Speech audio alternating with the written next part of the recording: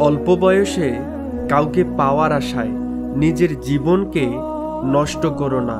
তুমি নিজের মতো করে তোমার জীবনকে সাজাও। সময় বলে দেবে কে তোমার হবে আর তুমি কার হবে। যদি কেউ তোমাকে সন্দেহ করে তাহলে দুঃখ পেও না।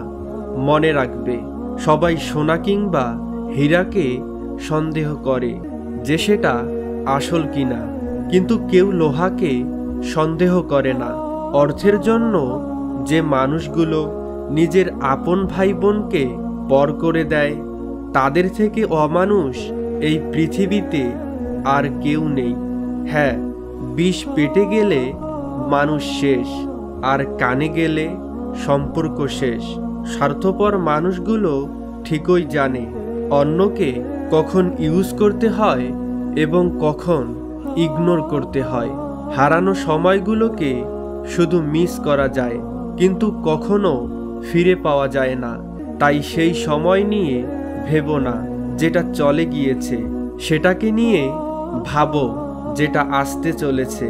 সেটাকে নিয়ে ভাবো যেটার ওপর দিয়ে তোমার জীবন অতিবাহিত হচ্ছে। হ্যাঁ, জীবনে সেই জায়গায় পৌঁছাও যেখানে লোক তোমাকে ব্লক নয়, সার্চ করবে। মনে রাখবে, শুধু টাকা দিয়ে যে বড়লোক হতে চায় সে নিতান্তই গরিব। যে নিজের খারাপ সময় দেখেছে সে কখনো অন্যের খারাপ সময় চায় না। নত হলে যদি সম্পর্ক গভীর হয় তবে নত হও, কিন্তু প্রতিবারে যদি তোমাকেই নত হতে হয় তবে থেমে যাও। কারণ ভালোবাসার স্থান বুকে, পায়ে নয়। আগে বড়দের ভয় পেতাম, ভয়ের কারণ ছিল সম্মান, শ্রদ্ধা। এখন ছোটদের ভয় পাই, ভয়ের কারণ বেয়াদবি, অভদ্রতা। একটা কামনা করতে চাই, যারা স্বল্প বয়স থেকে নিজের পরিবারের জন্য নিজেকে বিলিয়ে দেয়, স্যাক্রিফাইস করে, তাদের জীবনটা যেন সুন্দর হয়। তুমি তোমার অতীতকে ভুলে যেও, শুধু মনে রেখো অতীত থেকে নেওয়া শিক্ষাটা। সম্মান হলো অনেকটা ওই আয়নার মতো, তুমি অন্যকে যত বেশি পরিমাণ দেবে তার কাছ থেকে, তার থেকেও অনেক বেশি পরিমাণ ফিরে পাবে। জীবন এবং সময় এই পৃথিবীর সব থেকে বড় শিক্ষক। জীবন শেখায় সময়কে ভালোভাবে ব্যবহার করতে, আর সময় শেখায় জীবনকে মূল্য দিতে। মেয়েদের পিছনে না ঘুরে একটু পড়াশোনার পিছনে ঘুরো।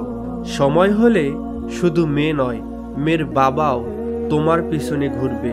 মনে রেখো, মূর্খ লোকের জন্য সমাজ নষ্ট হয় না, সমাজ নষ্ট হয় কিছু শিক্ষিত লোকের মূর্খ ব্যবহারের জন্য। পৃথিবীর সব থেকে বড় সুখ কি জানো? মা বাবার আদর। সব থেকে বড় কষ্ট কি জানো? মা বাবার চোখের জল। আর সব থেকে অমূল্য রতন কি জানো? মা বাবার ভালোবাসা। আমাদের ভিডিওগুলো যদি আপনাদেরকে ভালো লাগে তাহলে অবশ্যই আমাদের চ্যানেলটি সাবস্ক্রাইব করে আমাদের পাশে থাকবেন। আল্লাহ হাফেজ।